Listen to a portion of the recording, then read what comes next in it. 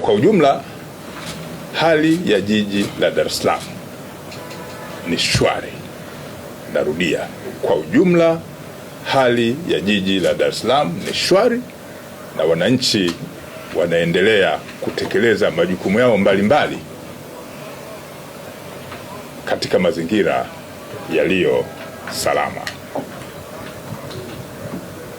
Hata hivyo, mnakumbuka hivi karibuni nilitoa taarifa kwamba Jeshi la Polisi Kanda Maalum ya Dar es Salaam linachunguza mauaji ya mtu aliyejulikana kwa jina la Athmani Nyanza.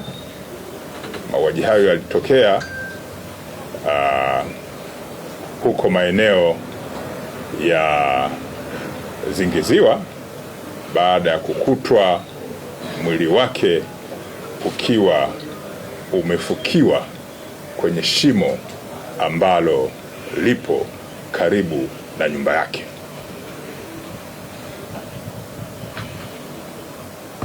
Polisi Dar es Salaam kwa kushirikiana na wananchi wamefanikiwa kumkamata na kumhoji mtuhumiwa ambaye amefahamika kwa jina la Rehema Maulidi mwenye miaka 42.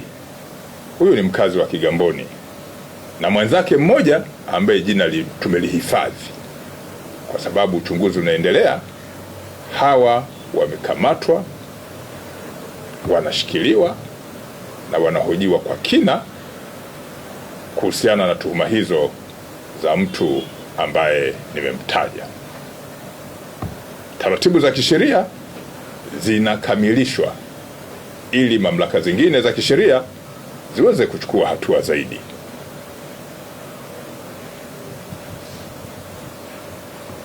Tunapenda pia kuwajulisha kwamba mara kadhaa mmekuwa mkitusikia tukikamata watuhumiwa mbalimbali na kuwafikisha kwenye ofisi za mashtaka na baadaye mahakama za kisheria ambazo ziko jijini Dar es Salaam.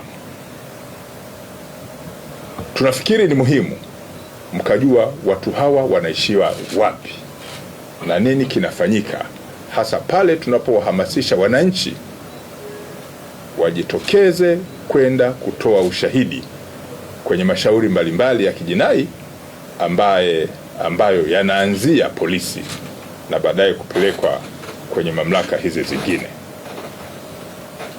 Kati ya tarehe 25 Februari na Machi 18, mahakama mbalimbali za jiji ambazo ziko kwenye jiji la Dar es Salaam, kwa baadhi ya watuhumiwa waliopelekwa kwenye mahakama hizo wamewapatikana na hatia na kupewa adhabu mbalimbali kulingana na aina ya kosa ambalo walishtakiwa. Miongoni mwa watuhumiwa waliopelekwa kwenye mahakama hizo ni pamoja na mtuhumiwa aliyefahamika kwa jina la Joel Israel maarufu kama Joel, mkazi wa Charambe, ambaye huyu alihukumiwa na mahakama ya wilaya ya Temeke kifungo cha miaka 30 jela kwa kosa la unyang'anyi wa kutumia silaha. Lakini pia yupo Athmani Saidi maarufu kama Nyoni, mkazi wa Buza. Huyu alihukumiwa pia na mahakama ya Temeke kifungo cha miaka 30 jela kwa kosa pia la unyang'anyi wa kutumia silaha. Mtuhumiwa mwingine alifahamika kwa jina la Majidi Kasim, mkazi wa Mzizima Kigamboni.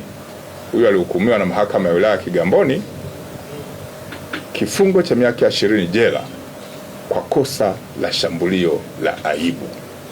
Shambulio la aibu. Kaja mtu akamshika mtu makalio au akafanya vitu vingine vya ovyo vya kumdhalilisha mtu binadamu.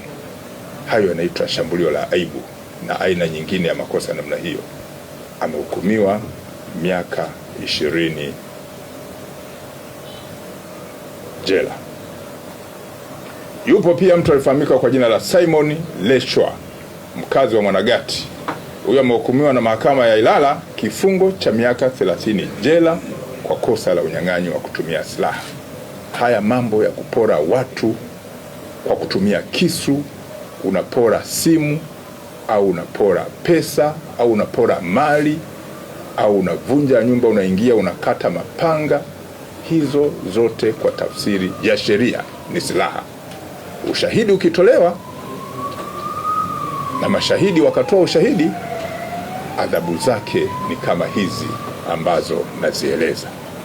Kwa hiyo tukisema jiji la Dar es Salaam liko shwari, ni pamoja na kutumika kwa mifumo hii ya kisheria, kuwakamata wahusika, kuwapeleka mahakamani kupitia ofisi za mashtaka, wananchi ambao walipata madhara kutoa ushahidi mahakamani, na matokeo ni haya. Na hapo ndio tunapata matokeo ya hiki ambacho mnakiona cha Dar es Salaam kuwa shwari. Yupo mtuhumiwa mwingine alifahamika kwa jina la Omar Yasini, mkazi wa Kitunda. Mnapafahamu kule Kitunda, Mwanagati, Msongola, Kivule, eneo lile. Huyu mtu anaitwa Omar amehukumiwa kifungo cha miaka 30 jela kwa kosa la kubaka. Miongoni mwa makosa mabaya na makubwa kisheria, ukipatikana na hatia ni makosa ya kubaka. Huyu amepatikana na hatia ya miaka 30 jela kama sehemu ya adhabu ya makosa aliyoyafanya. Kwa hiyo mifumo ya kisheria inafanya kazi, na naendelea kuwaomba na kuhamasisha wananchi wa jiji la Dar es Salaam, polisi wakikamata watuhumiwa wajitokeze kwenda kutoa ushahidi mahakamani ili maeneo yao yaendelee kuwa salama. Kuhusu sherehe za Idi, Jeshi la Polisi Kanda Maalum ya Dar es Salaam kupitia matangazo ya kidini ya Mufti na Shehe Mkuu wa Tanzania, jeshi linatambua kwamba kesho tarehe 21 mwezi wa 3 mwaka huu wa 2026 ni siku ya Idi. Msemaji wetu wa jeshi tayari amekwisha toa tangazo na ufafanuzi mzuri kuhusu jambo hili, lakini sisi polisi Kanda Maalum ya Dar es Salaam tunawahakikishia sasa kupitia tangazo la msemaji wetu wa jeshi, tunawahakikishia wananchi wa Dar es Salaam kuwepo kwa usalama wa hali ya juu wa kusherekea kwa amani sikukuu hiyo. Narudia, Jeshi la Polisi Kanda Maalum ya Dar es Salaam linawahakikishia wananchi wa Dar es Salaam, ambapo sisi tunahudumu kuhusu masuala ya kiusalama, kuwepo kwa usalama wa hali ya juu na washerekee kwa amani sikukuu hii.